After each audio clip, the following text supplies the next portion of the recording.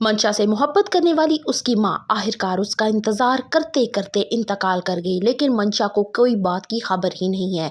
अस्सलाम वालेकुम। Drama serial मन मर्जी की आने वाली के साथ बहुत ही दिलचस्प होने वाली है। उम्मीद है कि अब जल्द ही इसकी सेकंड लास्ट एपिसोड भी रिलीज कर दी जाए, जो कि अवाम चाहती है। मंशा शुरू से ही बहुत ज्यादा मुंहजोर थी और अपनी मनमर्जियां करने की आदी बन चुकी थी। कहीं ना कहीं कसूरवार इसकी अपनी माँ भी थी।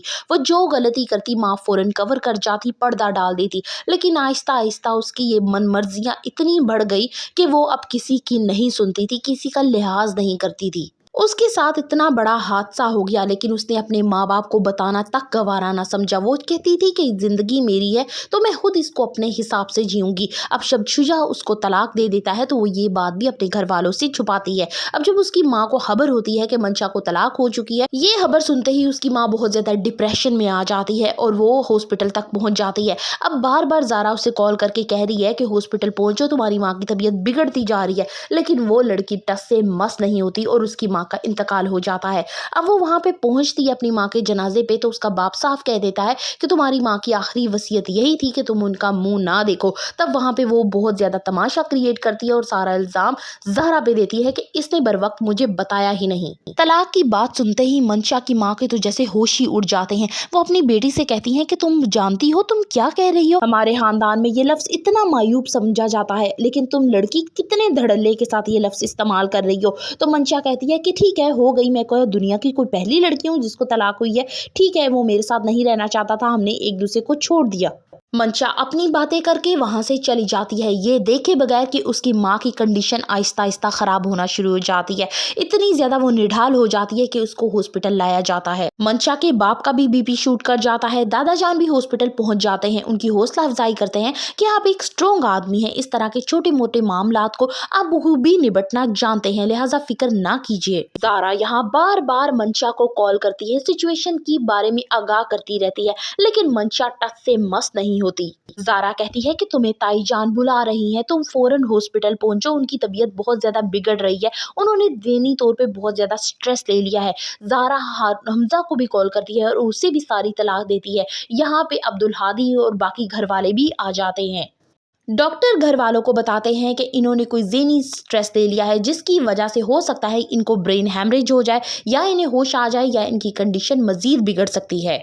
मंशा की माँ की आखिरी सांसें चल रही होती हैं, वो अपनी बेटी को देखने के लिए तड़प रही होती हैं। वो ज़ारा से कहती हैं कि मंशा को बुलाओ, पर मंशा को ऐसा लगता है कि शायद उसकी माँ की बिगड़ती तबीयत का ज़ारा उससे झूठ बोल रही है। ज़ारा बार बार बताती है कि तुम हॉस्पिटल पहुंच जाओ, कहीं ऐसा ना हो बाद में तुम्हें पछताना पड़े। लेकिन मंशा को नींद इतनी इस वक्त प्यारी होती है कि वो मोबाइल तकिए के नीचे देती है और सो जाती है, बजाय इसके कि वो तस्दीक करती, पूछती कि ज़ारा की कही गई बात सच है या नहीं। वो किसी की परवाह नहीं करती। लेकिन जल्द ही उसे एक ऐसी खबर मिलती है जो उसके होश उड़ाने के लिए काफ़ी होती है। फूफो जान उसे कॉल करती हैं और कहती हैं कि तुम इतनी बेहिस लड़की हो कि तुम्हारी माँ तुम्हें बुलाती रही लेकिन तुम उसके पास ना गई। तुम्हें ये सुनकर बहुत हैरत होगी कि तुम्हारी माँ इंतकाल कर गई है। लेकिन मंशा को तो ऐसा लग रहा था कि अगर वो हॉस्पिटल गई तो सारे फिर मिलकर उसे जलील करेंगे और ज़ारा की वाह वाह होगी और ये वो बर्दाश्त नहीं कर सकेगी। लेकिन यहाँ तो सारा मंजर ही बदल गया। यहाँ तो मंशा की दुनिया ही उजड़ गई। ये क्या हो गया? मंशा को अब पछतावा होने लगता है कि काश वो बर वक्त ज़ारा की बात सुन लेती तो क्या हो जाता। लेकिन वो अपने आप को कोसने लगती है, रोने लगती है, लेकिन अब किसी चीज का कोई फायदा नहीं। मंशा रोते हुए अस्पताल की तरफ पहुंचती है, जहां उसकी माँ की डेड बॉडी पड़ी होती है। वो वहां जाना चाहती है, माँ से मिलना चाहती है, माफी मांगना चाहती है, लेकिन अब उसका बाप ऐसा कभी नहीं होने देगा, क्योंकि मरते वक्त उसकी माँ के अल्फाज थे कि अगर मैं मर भी जाऊं तो आखिरी वक्त में मेरा मुंह मंशा को ना देखने दिया जाए। वीवर्स देखना चाहते हैं कि आखिर मंशा का अंजाम क्या होता है, क्योंकि शुजा ने जो काटा वो उसने बो लिया।